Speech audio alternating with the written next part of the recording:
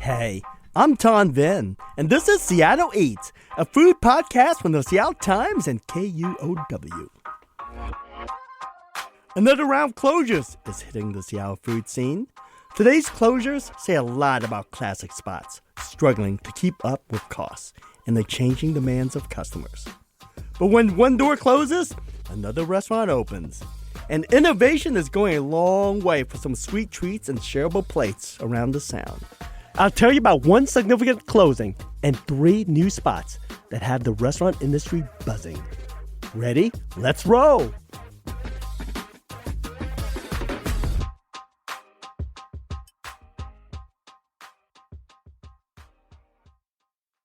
Hey, Seattle Eaters! Producer Brandy Forward is in the house! Hey, Brandy. Hey, Ton. Brandy, do you like diners? Yeah, I like diners. Walk with me on this. What do you like about them? I like that there's this classic Americana thing happening at diners. You get also these custom omelets. You get the big stack of fluffy pancakes. And there's just endless kind of sort of good coffee. Yeah. Well, when was the last time you went to a diner? Well, I actually haven't been to a diner in a really long time. Well, that's a good segue because I think that's a problem. Not a lot of people go to diners, right? There's too many options. Yeah, I mean, I also wonder if it's diner culture here. You know how we'll say Seattle's not a brunch city? And is Seattle a diner city? That's a good point. Things that make you go, Because people love dives, so why wouldn't you love diners? And yet, diners aren't a big thing in Seattle. Diners kind of have a joie de vivre that other places don't. Thank you. Brandy, you just gave me my next story idea. Well, Brandy, one of Seattle's most famous diner, if you can call it that, I would say is a fancy upscale diner, more gastropub inspired, is Skillet. Have you ever been? I've actually never been to Skillet, and I live really close to the one in Capitol Hill. Shame on you. I'm so sorry. That's a busy one, but apparently not busy enough. The Capitol Hill and Post Alley locations have already closed, but the Denny Triangle location is set to close on December 12th. Lost ones. 3 locations is wild. What happened? Why are they closing? Well, it's the same familiar tale, right? Costs, high cost of food, high cost of labor. The business owners said that costs went up 50 to 67%. And the problem is customers aren't just dining at diners anymore, especially at Skillet. So they made some changes. Okay. Changes is just a euphemism for they closed. Just flat out closed. Because you can't just put a Band-Aid on it. This is the lesson we learn, right? Well, a lot of these restaurants, when we do these closures, Brandy, it's like a lot of people are too attached to these projects and they don't take a salary. They don't pay themselves and they try to keep this going. When in reality, I hate to say this, but you should do what Skillet does when things don't work. When the time has changed, that is just shut it down. Well, what kind of food did they have? What's the food loss for the neighborhood? They serve what you expect from a diner, except a little better, a little high end. They do custom burgers served with bacon jam, one of their specialties. They do big breakfast plates. They do biscuits and gravies. They do pancakes. And the bacon jam is just, I should say, beloved by Martha Stewart. I love Martha Stewart. You know what? She actually has a really great pancake recipe. They're simple and fluffy, not anything too pretentious and too difficult. See, that is the problem. You're making Martha Stewart's pancakes instead of going to Skillet and getting it there. What can I say? But fair enough. And listeners, I'm just teasing Brandy because I think, Brandy, this is not an aberration. You're like most diners. It's like, why would I go out when food costs so much when I can make Martha Stewart pancakes at home? Because if I go get pancakes at Skillet, it's going to cost you over $30 because then you have tip and tax. And you can want orange juice or coffee. I love your defense for me after teasing. After I rip you down, I pull you back up. But the thing that's funny, I know that Martha Stewart loves this bacon jam, and I trust her. But that also sounds like part of the problem because if Skillet is soaring in popularity during this bacon mustache hipster era, then that sounds like part of the problem. They didn't evolve since then, and brunch has been stuck in 2007 and 2009 ever since. Yeah, the problem is not that Skillet food suck now compared to 2007. There's nothing new about the Skillet concept. The problem now is everyone does burgers and fries. This city is littered with burgers and fries, so you don't have to go out of your way to get a burger and fries at Skillet. You don't have to go out of your way to get pancakes or biscuits and gravies. We're always looking for the shiny and new. And I think there's a change in how customers look at dining now, Brandy. It's not like Skillet did anything wrong. It's like they didn't change with the time. Brandy, not every classic brunch spot is leaving us. Let's head to downtown and talk about Virginia Inn. It's been around for 122 years, which makes it one of the longest running restaurants in downtown. Wait, back in the spring, I did read that the Virginia Inn was going to close, and it sounded really controversial because it was about lease disputes, but then the eviction was withdrawn. So what's happening now? Are they closing after all? No. Old school Seattle went crazy because this is an institution. Yeah, it's older than the current crop of complaints about Seattle. Yes. And so they didn't want to see this place close. So we got a surprise last month. We got the scoop at the Seattle Times that they were reopening because the owner has agreed to sell it to 4 employees. Oh, nice. So it's going to be like a co-op of workers? Yeah, in a way, because it's owned by 4 employees who have worked there for as long as 12 years. One employee is working around Pike Place Market for 25 years. This includes the cook, the front of the house, the back of the house. Okay. Are they going to make any changes to the restaurant, anything around the menu? And that's something that we don't know yet. Okay. They've been pretty hush-hush. Will things stay the way it is? We're going to find out. But what did we just say, Brandy? The problem with Skillet is they stayed the way it is. They didn't change with the times. I don't know, can Virginia Inn remain open by just staying as is and not changing with the times? I mean, nostalgia is profitable if you can spin it. So maybe they'll find a good way to do it. And see, that is the big draw of, I think, Virginia Inn. It's often called, and this is part marketing, but it's often called the gateway to Pike Place Market. Mm-hmm. But its claim to fame was that it was in the movie Singles, which has a cult following. But unfortunately, when the movie came out, it wasn't filmed inside Virginia. It was shot outside. So guess what tourists do? They just go outside. So Virginia Inn doesn't even benefit from this great publicity, which is one of the problems, right? So it's just like reboot Singles, get some shots inside. Right. Wait, so then that could be one of your next write-up. What Matt Dillon would have eaten if Singles had been filmed inside Virginia Inn. Oh, I like that. What would Matt Dillon eat if he did go to Virginia? And they would have scored because then be like, hey, have the Matt Dillon, I don't know, Shirley Temple or the Matt Dillon fried chicken. See, all they had to do, all Cameron Crowe, the director, had to do was film the cast and crew, Matt Dillon eating inside Virginia Inn. Then maybe the Virginia Inn would be filled with tourists and fewer issues. It's a fun thought exercise, right? Mm-hmm. But let's see how the employee-run Virginia Inn does in the next few months. I'm keeping my eye on it. Sounds like a plan. Okay, so what else is going on around the city? Any good openings? There are 3 openings that I'm marking my notes to hit this month. And I should tell listeners, these are not 3 of the hottest openings that you must go to. But these are openings as I would characterize as what industry insiders are looking at. It's what realtors, chefs, and other restaurateurs are looking at. And I'll explain why. First up on my list is a place called Carmine's on 5th. Carmine is a high-end fine dining Italian restaurant that just opened in downtown Seattle. We're talking pasta and risottos. They're from $30 to $48 a plate. That's pricey pasta. You know what's interesting? We started this conversation talking about Skillet, talking about Virginia Inn, and now you're kind of landing in Carmine's on 5th as a place downtown, which is already kind of ghosty. And they're betting on classic dishes. Right.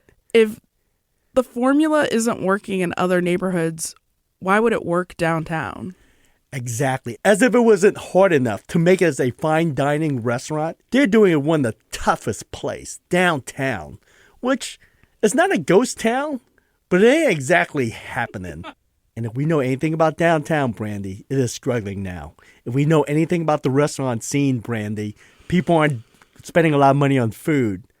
So this is like a double whammy. To charge this price, you have to, one, rely on the expense account set. Mm-hmm. You have to rely on Amazon and other high-paying tech workers to go to downtown and eat pasta and dry aged steak. Because without the expense account set and the rich Amazon crowd, I don't know who they're going to draw. I mean, they'll draw the old money Seattle, but is that enough to save them? I'm willing to go along with the idea that this could work despite all of the things working against them.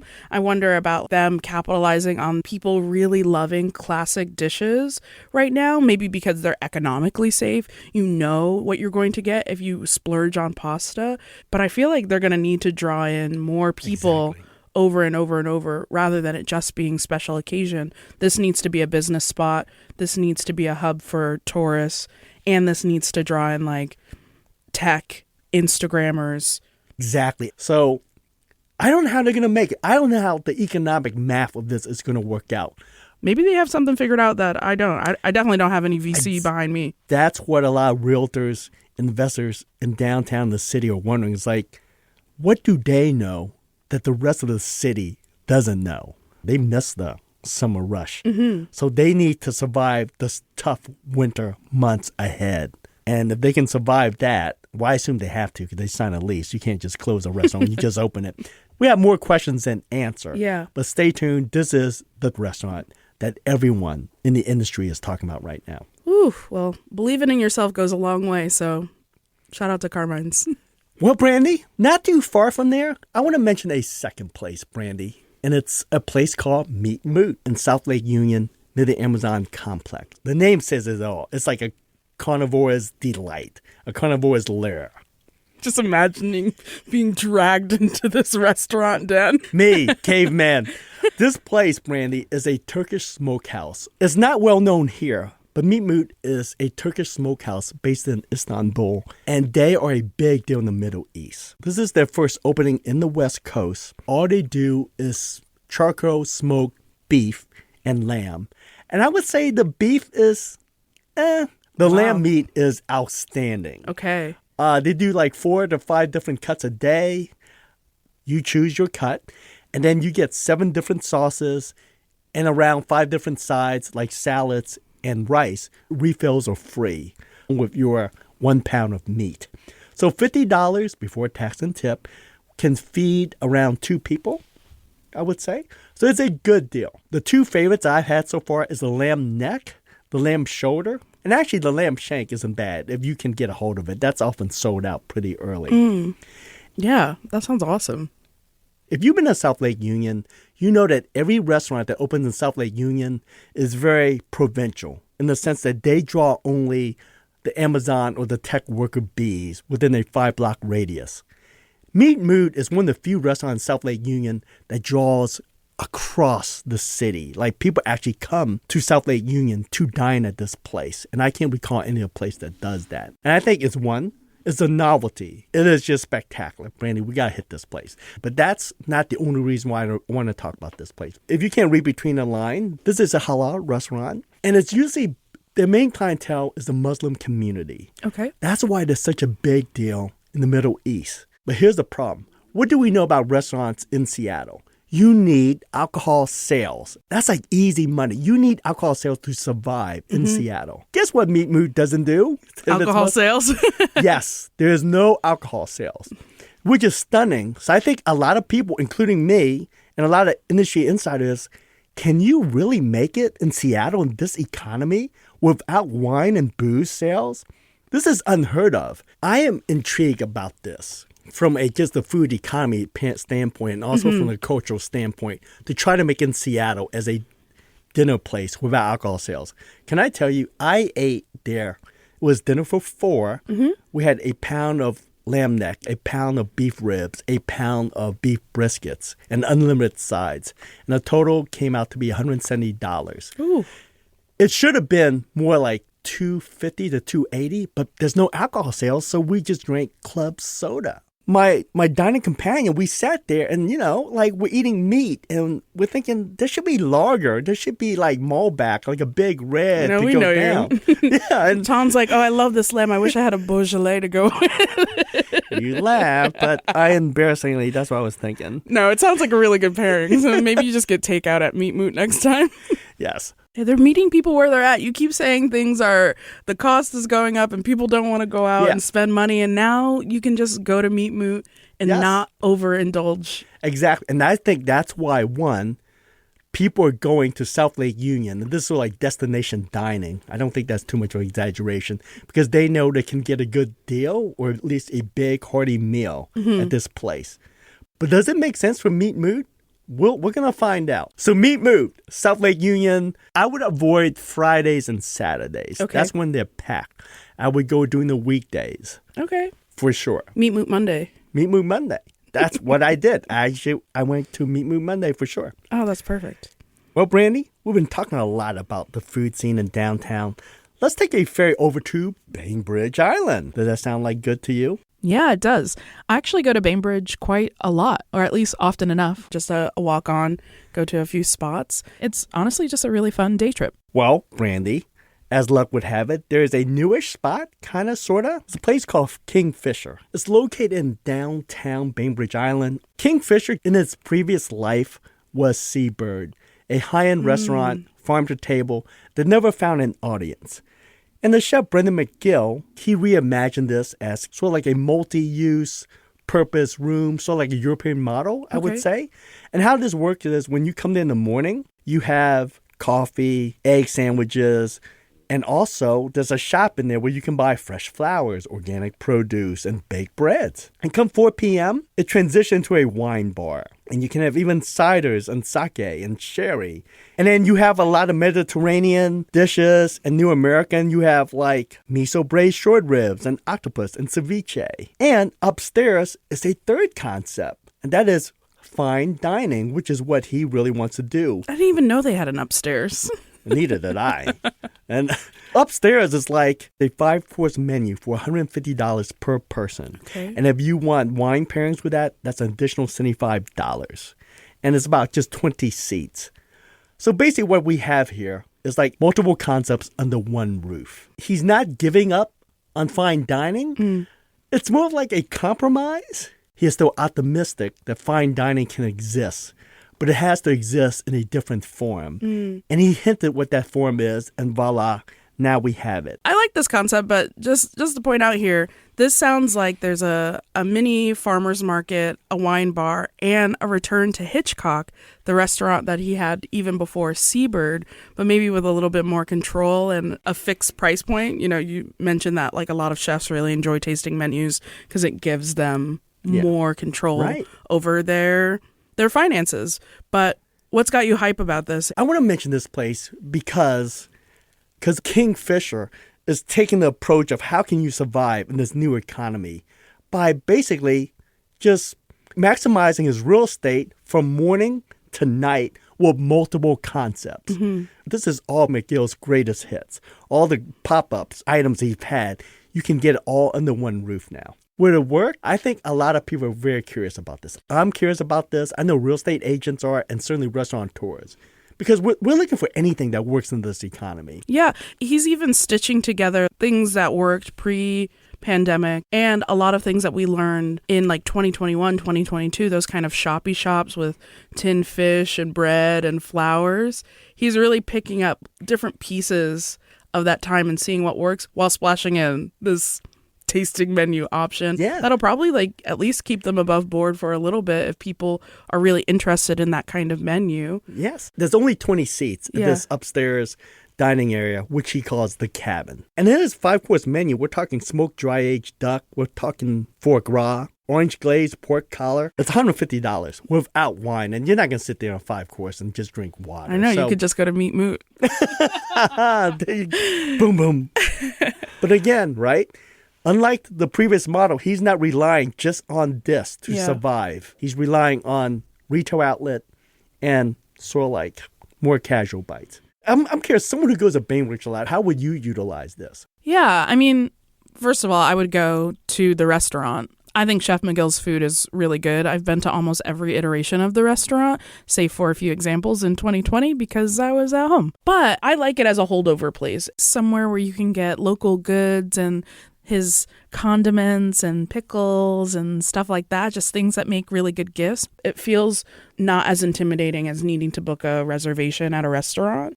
Yeah. And it sounds like I would go there more often than I would every time I'm on Bainbridge. Yeah, other than that, it just sounds like a really good place to hang out and have some izakaya or tapas style small plates while you wait for the ferry or after you've missed the ferry. This happens to me a lot, Brandy, because I keep missing the ferry because it's so busy during the summer. But guess what? Hey, come in his wine bar at 4 p.m. till night.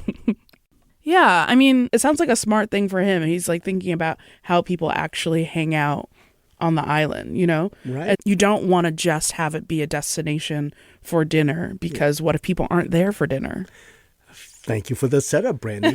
Because I don't go to Bainbridge all the time, but when I go to Bainbridge, I love that restaurant row. But I don't stop at any one place, like a Brendan McGill pizza place or Basa. I love the dive bar, the Mexican restaurant that's in downtown. I will grab a margaritas and my complimentary salsa and chips. I will stop by Kingfisher for a glass of wine. I love wine bars. I would definitely have a snack, a glass of wine or two. We should go out and hit some of these places. Your treat. My treat? We'll take the foot ferry. We won't even drive up there. We're going to walk on and walk to the main strip and just stumble back and forth to every bar, including Kingfisher. Yeah, a little Bainbridge island hopping adventure. I like it. Great. Brandy, thanks for joining me. Thanks for having me. That's it for today. We have a list of all the restaurants we talked about in the description of this episode. Thanks for listening to Seattle Eats.